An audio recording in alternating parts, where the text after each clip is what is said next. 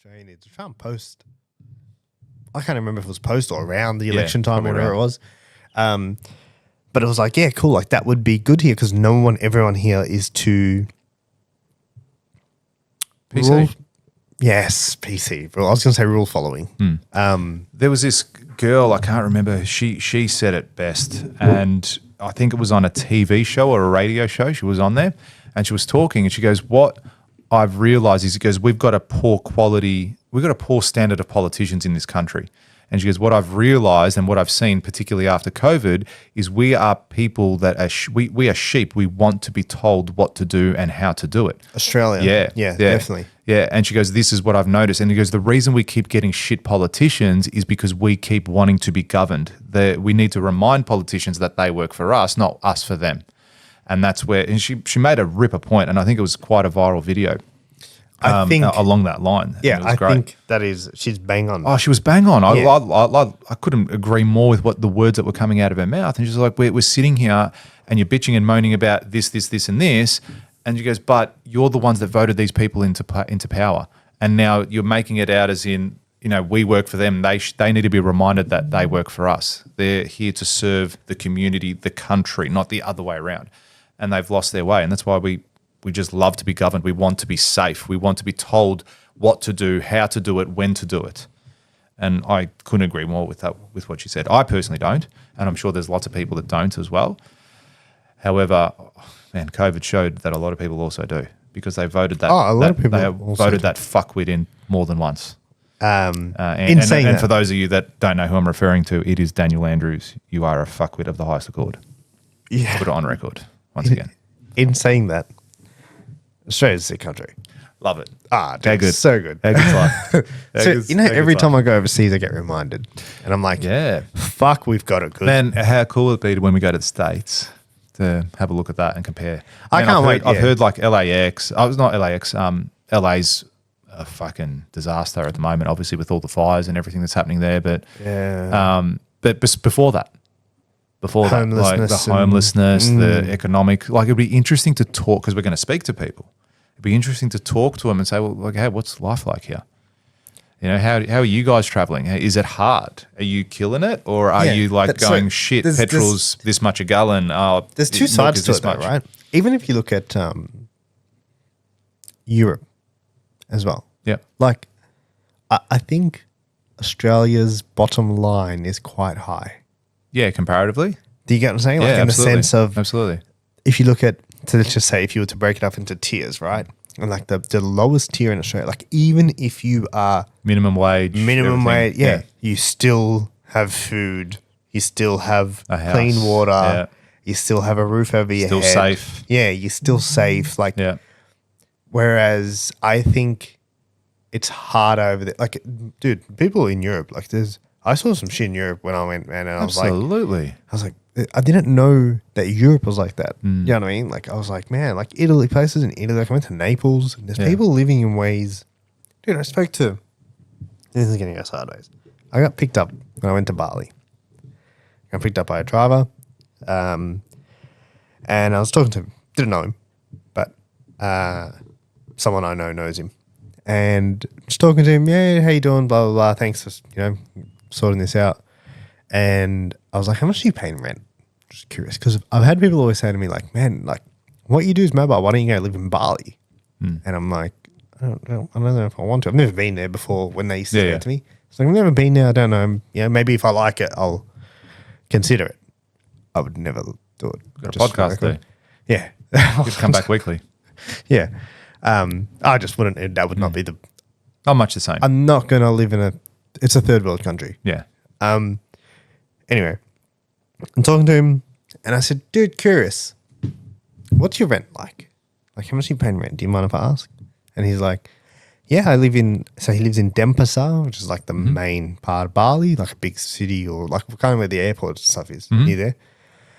And I was like, how much are you paying rent? And he's like, 1.7 million, which is $170 Australian. Week, rent? Month. A month, yeah. Yeah. So I was like, fuck, that's not bad. But how much are they making? Let me finish the story. I didn't even ask him how much he's making. Yeah. But for context, the thing from the thing to the airport was a 3-hour drive, and it cost me $50 for 500,000. So he made 30% of his rent just from my trip. And I was like, okay. I said, do you mind if I ask, like, how do you live? Like, what's it? Because he guy's married, 3 kids. Oldest son is 18 years old. And I was like, do you mind if I ask how do you live? Like, is it a house? Is it an apartment? He's like, oh, no, it's a small house. And I was like, okay, cool. Like, 1 bedroom. Like, how does it work? He's like, oh, there's just 2 rooms. And I was like, what do you mean? And then he's like, yeah, 1 room we sleep, and the other room, everything else. We do it, yeah. Yeah. Everyone sleeps in the same room. So you all sleep in the same room? And he's like, yeah. And I just looked at him and I thought, there's not many people in Australia who would accept that. Yeah. An 18-year-old kid. Dude, 3 kids? How did you have the second 2 kids? Like, do you know what I mean? Like, at what... I just couldn't fathom it. I was like, man, like, it's like we take this shit so for granted, man. Do you know what I mean? Like, yeah, get upset when each bedroom doesn't have an ensuite. Yeah. You're like, you know what I mean? And it's like, and then these people like all sharing a room. And it's not, dude, it's not just Bali or just this person. It's lots of countries around the world. Yeah, for sure. And that's what I'm saying. There's You've got to go out there and see the world and travel and actually have experiences that will give you some gratitude with where you're at in your life, but also go, okay, need to make some moves, make sure that we're never in a position like this as well. Yeah, I think that's one of the greatest things about Australia. It's a bit of a safety net. Yeah. Yeah, but as I said, people get sucked into that too. Yeah. People get sucked in and they just accept. But they even go from the other avenue of it. Like, look at the Dole. All right, literally opposite our office. You've got commission homes, uninterrupted bay views in Albert Park. You know what I mean? People that have been given homes. And yes, I completely understand there's a lot of people in there that probably do need the assistance. All right, and that's great. I think you're always going to have that though. Yeah, that's and fine. I think that's but better also, I guarantee you in that building, there's also a lot of people rorting the system. All right, I had my brother-in-law, my 100%. sister-in-law's brother-in-law has a cafe. And he had a worker in there. My sister-in-law's brother-in-law. Yeah, okay. Right, he has a cafe in Port Melbourne. Oh, yeah. I just worked out who you're talking about. Yeah. He had a chef working for him. Yeah. Doesn't work there now. But he had a chef there working for him. Listen, interesting. I was about to mention the cafe. Like, I didn't. Had a chef working for him. Not there anymore. But he goes, they're busy. He goes to the guy, he goes, listen, I need you to, he was a really good chef, like really good at his job.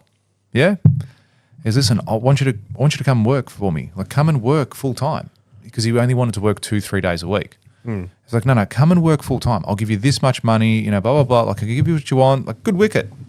Okay? Do you know what his answer was? He goes, he goes to him, he goes, you need to pay me cash. So the 2-3 days that he was working, he goes, you got to pay me cash. All right? And he's like, look, I can pay you a bit of cash here and there. He goes, but I can't sustain that. As the business grows, I'm going to have to put you on the books. So that's probably why he stopped working. But do you know the reason why he wanted A, cash, and B, not to work more? He's on the dole. Because he's on the dole. Because I don't want to lose my benefits. Your benefits? He's living at home with his mum, and he was probably in his mid to late 40s.